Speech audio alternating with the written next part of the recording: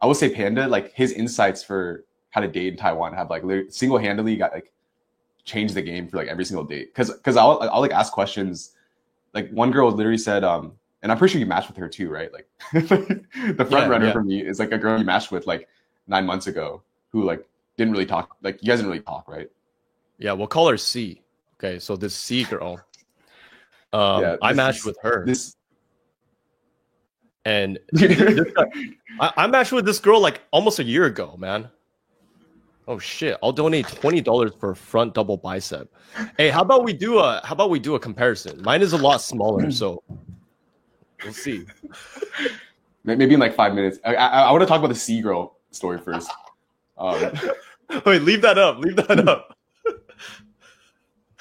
All right, we gotta remember. We gotta give this guy his double bicep just for fun. I don't care about the $20. I mean, it goes to Josh anyways. So it's like $12 after the YouTube tax. Oh shit!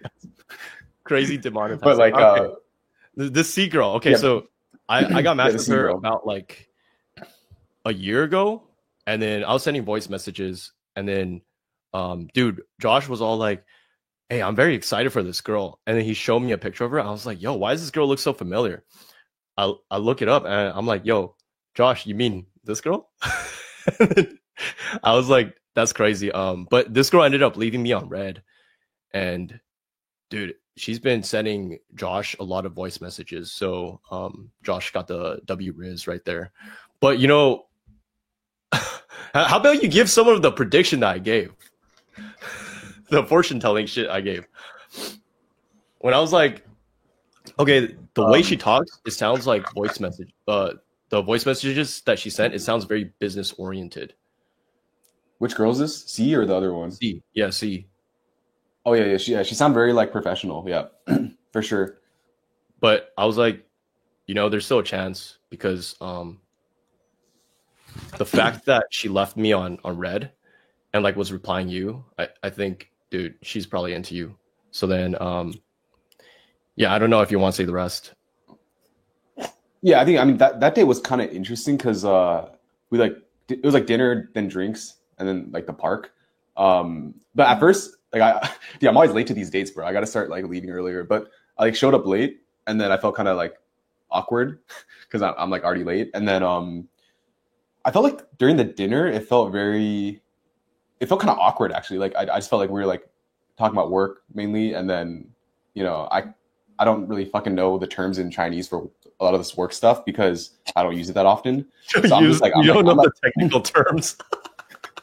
Yeah, pretty much if it goes any niche, like the conversation. 我的工作行程是礼拜六要去跟我的老板开个会。我们要去会议室，然后我们今天谈了一些技术的东西。我们要怎么开发？我们要进行在美国可以上 IPO。 Yeah, basically like we're sorry for everyone who doesn't speak Chinese. Holy shit. Yeah, so I actually couldn't tell after dinner. And I will say this was the most expensive day out of all of them because you like chose the places. But we went to like a whiskey bar after, and then I think during the whiskey bar, she like really opened up when we started talking about lifting, really. Because then I kind of realized she kind of like started getting really into the gym a year ago, and then she's like cut. If a girl's been through a cut, I can easily relate, dude, because I've gone through like a bunch of like cutting, like losing weight phases. And then I think I showed her some of my lifting videos, which I fucking never do on dates because she like asked to see or whatever. And then. Yeah, I think there was like a shifting point where like I'm not sure if it's because of the alcohol and like it's like loosened up or whatever, but yeah, the conversation definitely turned more like a date versus just like a coffee chat. And I think for me, I'm like I always ask these girls about like how they usually date, and like she said like because I was asking her like how old she goes because that's something I always ask is like, oh, what's your like upper echelon for the age range, because normally girls will say they date older, right? So then she's like, oh, you know, like, I think like 30 is okay. I was like, oh, what about 40? She's like, oh yeah, 40 is okay. And I was like, what the fuck? And then she basically said the oldest day she's gone on was like plus 20 years. So the guy was 48. And I was like, oh, I wonder how and I'll hear this out. So I was like, oh, how did that date go? And then she's like, oh yeah, like you just talked about work and it was like pretty interesting to hear. And then I was like, oh, so it just sounded like a lecture. She's like, oh yeah, it was basically just like attending a lecture. And then I was like, you realize like this guy is talking for like a different mudi. And then because for her it's entertaining from like a career standpoint, but then for this guy he's obviously trying to like try and get with her, right? It's so funny that you're using like Chinglish a lot more, dude. I feel like you're getting like fob wash. You're like different mudi. Mudi means purpose. So basically what I was trying to point out by like talking about the example was like I don't think she was like attracted to the guy, but she was like interested in like what he had to say in terms of from like a career, like she was like treating like a coffee chat, and then he's just like probably on a date trying to like treat it like a date. So I think like just quick, like talking. Yeah. I'll answer you back in a sec, but like I got a comment on my live stream. Not sure if you ever mentioned this, Panda, but why did you leave Taiwan if you enjoyed it so much? So WMW, I'm gonna reply you after I reply Josh. Okay. I just want to make sure everyone's like getting their questions answered. So yeah, I'm such a good host. Oh wait, let me finish the story real quick. Yeah, for sure. So I think once I like the point of me bringing that story up is I feel like once I'm able to like talk about dating or like non-work related topics, which I think a lot of guys don't do actually, because girls will say like, oh, I usually never talk about my past dates or whatever. It really like opens it up and like they're not used to talking about it, right? So then I feel like that plus just like hanging out more. We like ended up like making out at the at the bar, and then I'm not sure if that's normal in Taiwan to like make out at the bar or whatever, because I feel super like awkward because there's like fucking workers around. And she's just like, I told you, dude. Like I did it right in front of the bartender, like on the actual bar, and then it was like pretty much broad daylight in there. It wasn't like actually broad daylight, but like all the lights were on. It wasn't like a dim lit bar. And then we were just like making out in front of the bartender. Dude, they're super chill about it. Like, I don't know what it is, but like bartenders over there, they got this swag, and then they're super chill. They're different from the people that you see on public transport, like those awkward, just day-to-day like Taiwanese netizens. Civilians, right? Civilians. Yeah, civilians. But yeah, like bartenders are totally different. With this girl though, I feel like it's very common, because a lot of girls over there, as I said, right, this goes hand in hand, because they like to work a lot over there. Their mind is completely rewired to a point where it's like, I'm just thinking about work and I'm just thinking about how to be professional. I think that's why you had trouble opening up with her. I'm not saying it's not a commonality over here in America, but I feel like over there, it's definitely way harder to get a girl to open up. So I don't want to make it sound like dating over there is so easy and then everyone should just like go over there and move over there. Like the only reason why I'm down to do this podcast is not to like promote like, hey, like all the boys be Passport Bros and move over. No, like you actually have to have some sort of status, and you have to have some sort of competence to go over there and like actually game, because you can't just rely on like, okay, like all the girls are into like Asian Americans, so I'm just gonna go over there and just speak English and not give a fuck. Like you actually have to know what you're doing, and you have to know how to open up with people. I think like what Josh Chain Nation is really good at is he's got this very soothing voice, no homo, but like it just sounds so simpy and nice that I feel like the girl, I think this is your natural trait. The girl would just be like, oh, he seems like such a sweetheart. I could talk to him about anything, and you don't have to say anything. I think they just look at your face and they're just like, oh, he's so ka'ai. Let me squeeze his cheeks. Because you gotta have cheeks, bro. Yeah. I have simp game, bro. Yeah, but then they see it like a fucker like me, and they're like, "Oh, I can't say anything. This guy's gonna exploit my weaknesses. No way." It's that self-given fade, bro. You shave your own head. Yeah, I know. Like, dude, I haven't even cut my own hair for like 2 weeks. Like, shit's getting fucked up. Oh damn, it looks pretty good for 2 weeks. Because I get a haircut every 2 weeks. Yeah, let me answer this guy first. Okay, so not sure if you ever mentioned this, Panda, but why did you leave Taiwan if you enjoyed it so much? So when I was over there, I was working there. As I'm saying, like everything goes hand in hand. I'm not saying anything like contradictory, right? So I'm gonna say this: I love the girls over there in Taiwan, but the problem with living there, just like working like your day-to-day job, right? Your full-time job, you would soon find out like you're kind of slaving away. Because I worked at a company called ViewSonic. It's an American company too. They do like monitors, and even for an American company based in Taiwan, my pay was not bad. It was pretty good. The problem is after you get off work, dude, you have to fucking figure out, how am I gonna get home? Am I gonna take the bus? Okay, the bus delayed. Am I gonna take the train? Okay, train, it's gonna be like 30 minutes. That's delayed too. Fuck it, I'll just take a scooter back home. And it's just like you have to rent the scooter, and you're like, dude, everything's a fucking mess. And you have to worry about all this shit every day. And I think I really envy Taiwanese people because their brains are constantly being worked, but at the same time, it's not being worked because, you, like I said, you go to like a MRT, like the subway, you look at the person straight ahead of you, to your left, to your right, everyone's on their phones, right? But then at the same time, they're also figuring out how to do things every day to survive. So they're figuring out, should I take a cab? Should I take an MRT, train, whatever, right?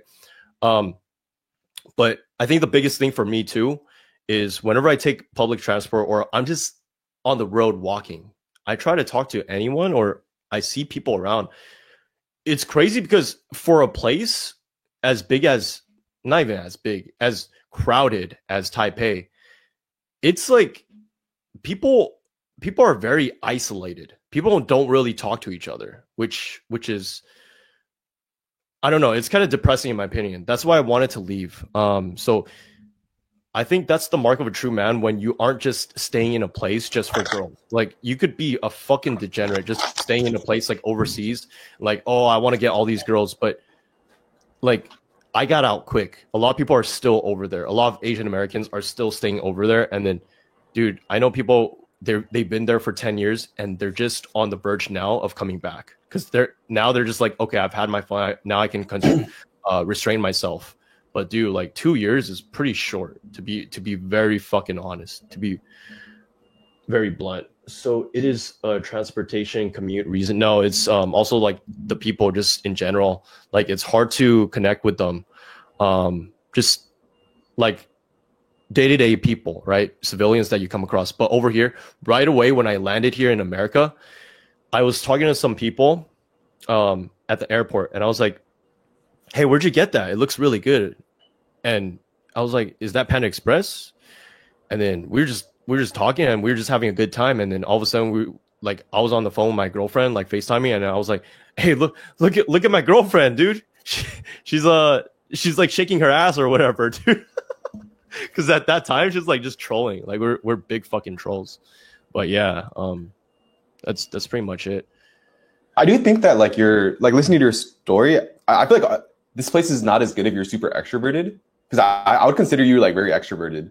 But I think it's better if you're like introverted or like in the middle, because I'm a lot more introverted than you. I don't think people realize. So like, but I do think that Taiwan's one of the places where it's really good to vacation, but it probably sucks to work here because you have no time to like enjoy life. Yeah, I never understood that until I started working there. It's very interesting. But then once I came back to America in like 2022, I don't know why I said 2022, right? I didn't go back for like 2 years. And then when I finally went back, I was like, fuck, I have to go back to Taiwan. I kind of didn't want to go. But then when I went for vacation, I was like, you know what? Taiwan, now I know what people mean when they say Taiwan is good for vacationing, but not good for living there. Because living there, yeah, it's dreadful. It's kind of sad, honestly, to be very frank. Yeah. I could see that. Dude, are you like watching reels while I'm talking to you? What the fuck? No, I'm storing to get more people to join. Okay. I was like talking, and then I see this guy on his phone. And I'm like, what is he doing? But he's doing some marketing. I'm doing marketing. No, I'm like, yeah, so I think respectful, man. God damn. No. Yeah, I think it just depends on like lifestyle. Because I do think some people, it really just comes down to like pros and cons. Because there's pros and cons of living here versus the U.S. I think the biggest deterrent for anyone who's American is your like salary is gonna be way lower unless you can get a U.S. job. I think that's like if I want to live, I think I want to live here, but it's not really possible unless I can get like a U.S. job or like work for myself, basically. Yeah, because like dude, the fucking salary is like what I make over there versus like what you can make here is like 3 to 4x difference. It's like ridiculous, and you're working more here too. it's strange though because like despite like Taiwan like having its flaws, I don't know what it is, but like the women there, they're still like very down to earth and they're still very compassionate. And then yeah, like the work-life balance, it does get to them, and then it affects their way of talking. Like the girl, like the C girl, right? At first, when she was talking to you, she was very professional and she didn't know how to open up, right? Mm-hmm. The other girl, the LASIK girl, she kind of talked very professional too. Remember I said that? Yeah, that one, I think the date was more professional. But dude, to be honest, I think because the dates were kind of like back-to-back days, right? Like I met the C girl first and I like really liked her. I feel like I didn't really try to do as much on the LASIK girl, if that makes sense. Like had I not met the C girl, I might have tried to like make the conversation like more like man to woman, you know. Hey, but I didn't really try as much. Should we have that talk about the first girl? Oh, the first girl? The first. Should we have that talk? Because bro, I feel like you're bouncing all over the place, right? Because you're like now I really like the C girl, but then at first you're like I really like the first girl. I'm like, bro, what the fuck? I think you're hella simpy for that chick, the first chick. I don't think I was simpy for her, no. Because I think what happened with the first girl. No, okay, hear me out. What happened with the first girl is you were encouraging me to go on the second date, the date with the second girl. And I think once I went on the date with the second girl, I kind of like my head, I could think a little more clearly. And then the first girl seemed like, I think I like sangto a little bit, but then I kind of like shato, you know, like and got infatuated and then like came back to reality. Yeah. But I think with the C girl, I did go on another date after, and I still felt the same way. So I think that's a little different, right? Yeah, no, I definitely feel like the C girl is higher quality. I think because the first girl, here I'll just say some of the things, right? Just say girl, I'll cut you off if you say too much. Yeah. So the first girl, I think like one of the big things is she talked about sex a lot. She was just like, "Oh, I'm horny right now." She's like, "I'm horny right now. Come over," or something like that, right? And it was just like the first day after the first date, and I was just like, "Yo, bro, this girl has a lot of red flags," and you were like saying, "Well, she likes sex. I mean, at least she's honest about it." And don't get me wrong. I feel like if a girl is honest about it, that's fine. But then there's a threshold, right? You can't be straight off right off the bat and be like, "Hey, I'm horny," because then that gives the guy a bad impression. It's just like, dude, like, so do you just want sex or what? I mean, even for like girls too. I feel like if a guy said to a girl, "Hey, I'm horny, come over," like after the first date, she'd be like, "What the fuck does this guy just want to try it?" So, yeah. It's a double-edged sword, right? Because like on the one end, it strokes the shit on my ego, and I feel like a superhero. But on the other end, I do feel like slightly objectified. Like, is this girl just in it for my dude? Or does she want? You're hardcore defending that. You're hardcore like, no, it was good though. Like, it's good that she's like this. Like, what's wrong with like a girl who likes sex and stuff? Remember? Well, I think for me, I came from like a long-term relationship where like that aspect became kind of like long distance and a few other variables. It just was atypical. And then I kind of needed like a little bit of like a go to the other end of the extreme. But then now I'm kind of more like centered. Right? It's almost like if you're like it's almost like if you're like a super neurotic, shy like software engineer, you kind of need to go cold approach some people and like piss them off. Not because you should learn to piss people off normally, but it's because once you learn to piss people off, then you can act normal and like have the balls to just like talk to someone normally. You know what I'm saying? You gotta push them into the extreme. It's true. Like sometimes me, like I feel like being the extrovert I am, there's some times where I'm insecure, right? And then I told you this before. I did prank channels. Okay, I had a prank channel called Legend Panda TV, and I felt like there's a period of time where I was getting a little bit insecure, and I was like, you know what? I need to push myself to the extreme. So I just started doing pranks, and then that just, I guess it made me a little bit more extrovert and more secure. But like, yeah, I know what you mean. But I will say this, because I feel like the conversation, it kind of it sounds like we're like shitting on, we're kind of saying the pros and cons of like Taiwan's culture and the dating, but I do think like this trip is really important for me because it's built a lot of confidence in the sense that I've never like solo traveled, and then I've had so many like positive reference experiences that like I think when I go back to the US, I can kind of know what it's like to like date in a place that's kind of more normal. Because sometimes in the US, it can feel like you're putting all this work in to like level up and like, you know, work on yourself, but then you're just not getting the validation results. And, you know, at the end of the day, like you can argue like, oh, just be stoic or like don't really care about external validation. But if you don't get any external validation, then it's pretty hard to develop like, I think, true confidence, right? Because I think confidence leads to confidence.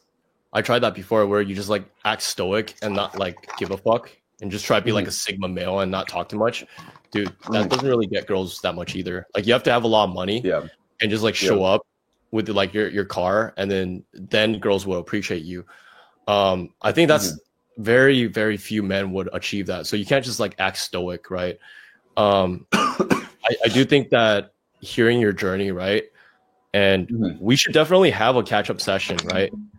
Have a catch-up session where it's like after you come back to Seattle from Taiwan, and we see your overall experience, and then we could give like a conclusion.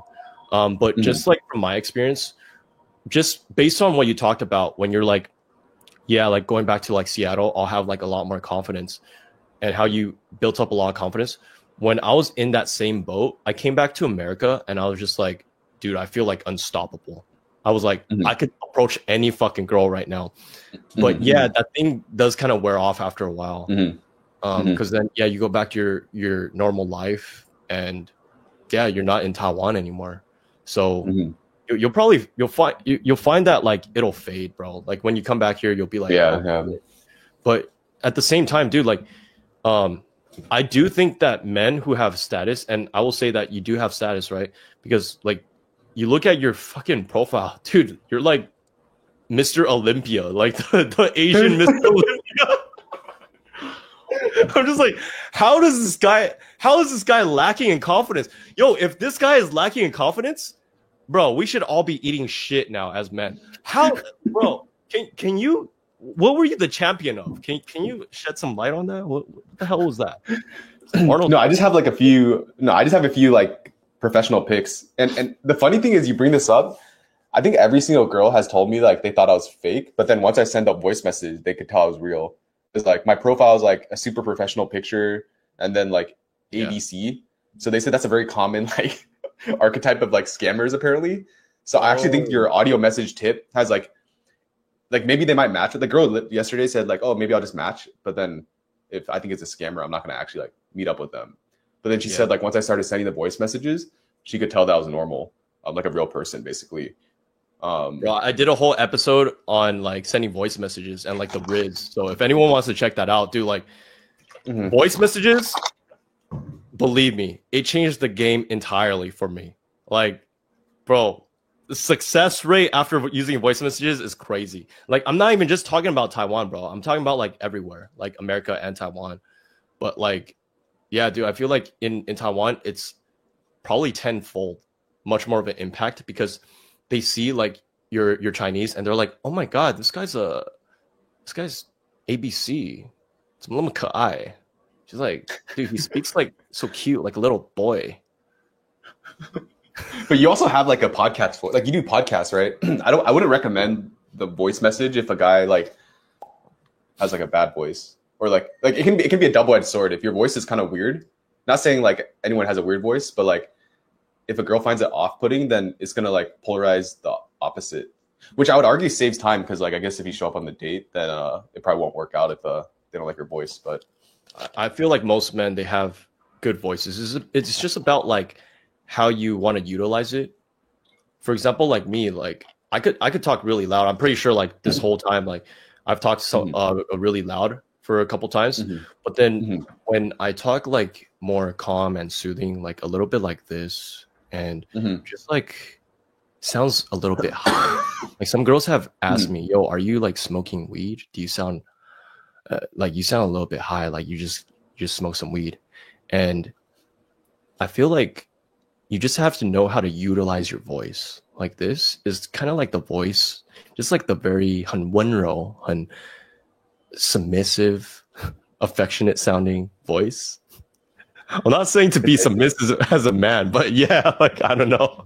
I think it's a learned skill though, because like I definitely felt like when I first did voice messages, I just sounded like I didn't know Chinese. Like I wasn't confident in my Chinese.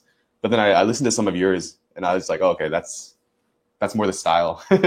So then I started just like implementing it.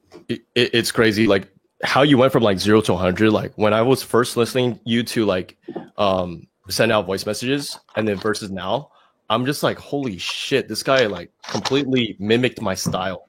And then now this guy's getting results. So with that, like, I think if anyone is interested, you guys should definitely leave a comment below.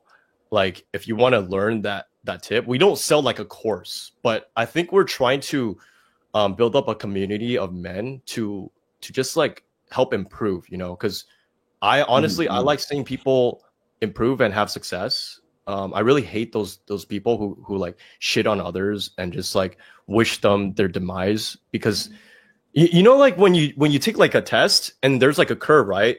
Some people purposely sabotage others so that it makes the curve go down, and then it's just actually, you know what? Yeah, they purposely sabotage others. Yeah, the curve goes down, and then their score is like the highest, so they get like 100%.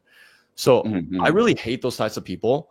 And when I saw you having success, or just like any homie having success, it honestly makes me happy. So like if anyone is looking to join like a community, we haven't created anything like that yet. We're still discussing, but yeah, like if anyone's interested, like we would definitely have more talks, and then we'll probably create something like that where we could help each other out, not to like monetize it, but like just to just to be support group, you know, with each other.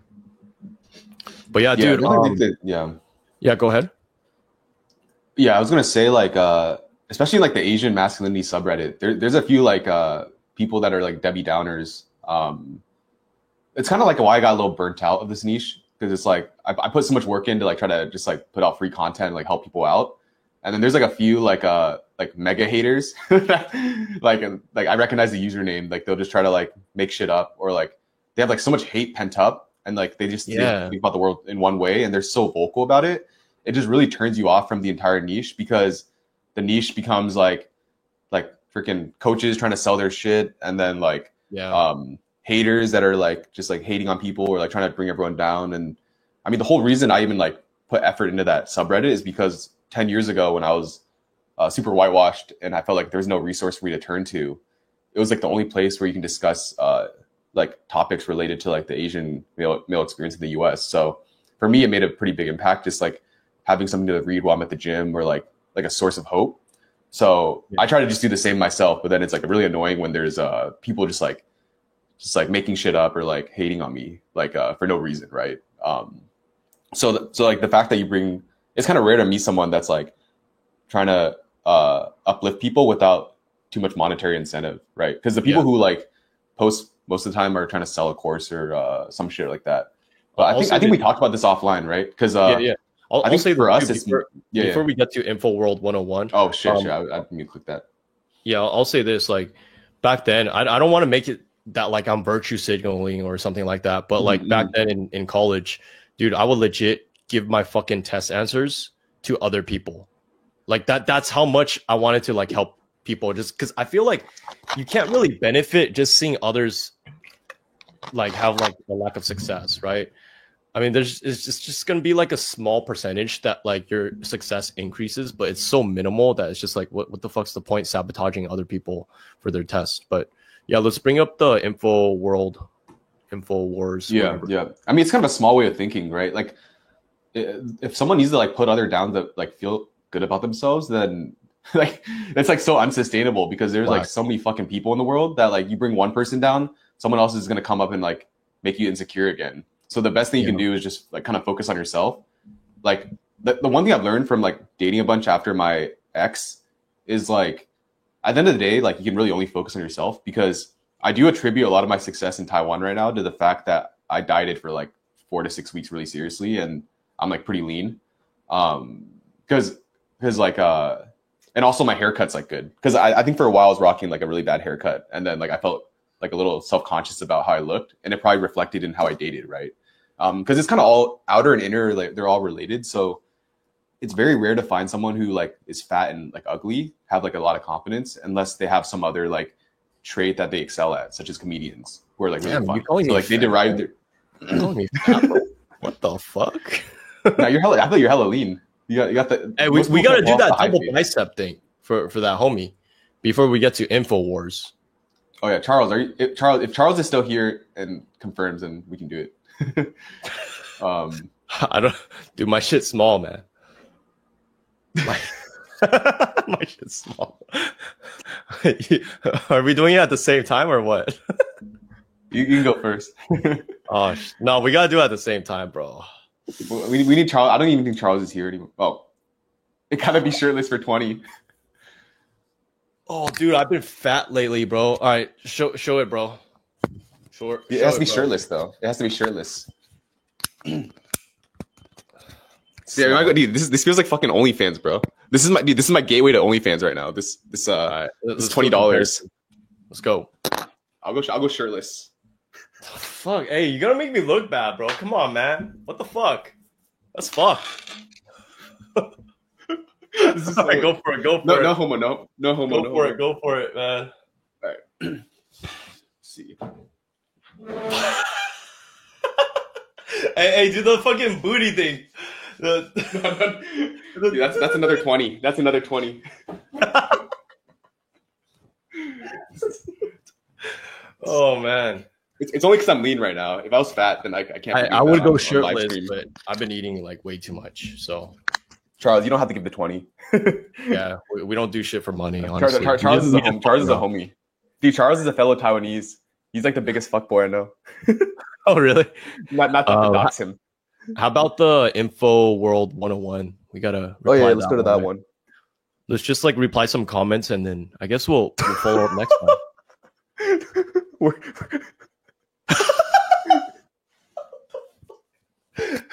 Holy shit!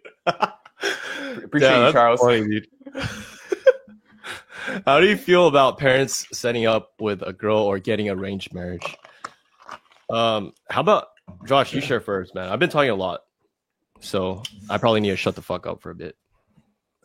I feel like if you can't generate your own leads, then it's actually not a bad idea, because you're gonna like it's kind of a shortcut. Because ultimately you're gonna get to choose who you date, right? So like, it's basically just like another funnel for meeting girls. Because I think there's just like a few funnels, right? It's like online dating, in person, cold approach, social circle, and then just getting set up is just like another. It's like basically if your parents were like the Tinder algorithm or whatever, but it's like a little more filtered, right? Because of the family background. So I don't think it's bad if they set you up. But I do think if they force you to get married, that's a different situation. So that doesn't seem as good.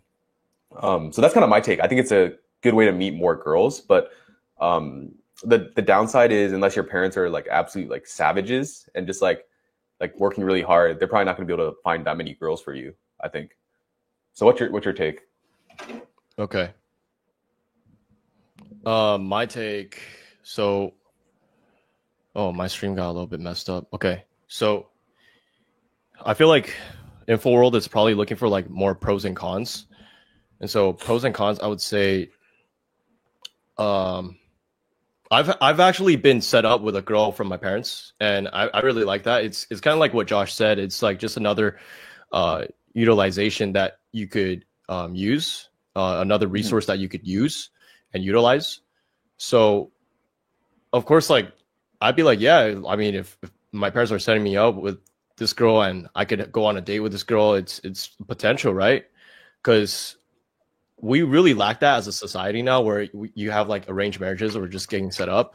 And if you have like the ability to like have a successful marriage, just getting set up from like your parents, that's like some fucking Game of Thrones type shit. which is which is pretty sick. So the problem is, like, I'll say this, right? Like, I got set up with a lot of Chinese girls from my parents, and I feel like with that, it's like a totally different realm of girls that you experience and meet. So it would be girls that don't even use IG, probably don't even know what the fuck IG is or how to use it, and they're like PhDs. Like, these girls don't know a lot of things, and they kind of live under a rock. So I'm just kind of like, I don't know if that is really like my type of cake, but yeah, I mean, I don't know. I feel like to a certain extent, you still need to find someone who really relates with you. And like, I'm assuming InfoWorld, you're more someone who understands like tech and like slang and all that. So you wouldn't really want someone who's like living under a rock and someone who's like very archaic. You want someone who's probably like, maybe, I don't know, maybe you're on Reddit too, InfoWorld. I mean, I'm not on Reddit, but like, I use tech. I know certain like slangs and all that stuff, but like these girls that have PhDs that I get set up with, is just like, I'm like, how do you not know this? But it's not like, it's not really common knowledge per se. It's just more like slang and like, just like for example, I guess SMH, shake my head, right? Okay, yeah, shake my head. Okay, going to like a rave, and these people at raves, they do, right? And they're like, what's, I'm like, you don't know what it is? I'm like, that's crazy. Yeah, so I feel like getting set up, it's a totally different realm. But yeah, you could definitely use it. I'd argue that in your example you just gave, though, like that stuff you can teach, like what you just described, like, oh, this cultural stuff. I think if the personality is compatible enough and like you really like certain aspects, then the like raving and all that shit that's like more ABC, you can teach that. So I kind of disagree. Like I don't think just because if it's a PhD student that doesn't know what raving is, like you can't relate, because you might be able to relate on like, they might really like podcasting or some random hobby that you really like, and you guys connect on that point, and then you can teach her the other stuff. The thing is kind of that's just like one example, like raving, and just, I mean, I don't even rave anymore, but it's just like, I don't even think that's what we talked about, but that's just one example, right? Not knowing certain things that go on in the world. And I feel like a lot of PhDs, they're just so keen on just studying a lot that, yeah, it could be teach like these certain cultures, but then at the same time, it's like there's new cultures that are constantly being put out there. And if they're just like living in a very old state of mind, like a more like not really using technology, I don't know, to me it's just like, it's really tough to be on the same page like that. You have to teach a lot, and you have to like constantly update. It's a little bit tough for me. Right. Yeah. I mean, I'm not trying to be a grandma. I will say, I think like we'll show his super chat again. But I will say, like just from my experience, I think like having like a very common interest or like mindset is probably like the most important for like for dating, right? Like once you get past like the looks, like obviously you got to be attracted to them. So it's not about the PhD, not PhD thing, because you can probably connect with, I'm sure there's cool PhD students out there, but your specific example was obviously not one of those. Yeah. So I think like yeah, like I guess what I want to talk about is, do you think it's possible to do like long distance with, like, let's say I'm on the wife quest, I find someone I really like. What's your take on, because you tried long distance with a Taiwanese girl and it failed. So like, do you think those are all just doomed to fail, or like, what's your take on that? Well, I think it failed not because of long distance. We were very healthy with long distance. It's just the fact that it failed due to lack of relatable ideals. And I think what I mean by that is, in terms of marriage, dude, she was like two years older than me, right? I mentioned this before. I'm already 30, and then she's like now probably like turning like 30. I'm going to be turning 31 this year. She's going to be turning 33 this year. And so I think if we were to go still at the pace that she wanted to go at, we would still be in a relationship, long distance, without kids, without marriage. and that's not gonna cut it for me. Like, I was trying to speed up the process, and I had a lot of pressure because I was like, fuck, she's like 2 years older, and I'm very worried about the geriatric pregnancy. So I was like, hey, like, we gotta get you over here, see how you like working here, see how you like the lifestyle over here, and see if it's feasible. And she was just like saying that it's a lot of stress and pressure. But then with the current girl that I'm dating right now, it's just like these things, she thinks that it's ingayda. It's supposed to happen. These are things that are just common things that people should do. And so me getting or talking about certain things like this, it's very easy. Like, I don't have to beat around the bush with her. With my ex, it would be like, hey, so what do you think? And it's not like I could just straight up be like, okay, so like when do you want to move in? Okay, are we gonna do this? And just have like a whole schedule laid out. Like, I kind of had to be like, hey, can we talk about this? What do you think? And it was just like an extra barrier, dude. Just kind of annoying. WNW, by the way, thank you again. Definitely interested in a community to help each other out. So I think anyone who's interested in that community, I guess you could Instagram DM Chain Nation. So we get like your social security number. No, I'm just kidding. Your social. And then so we could send out like an invite, like if we ever do like create something like that.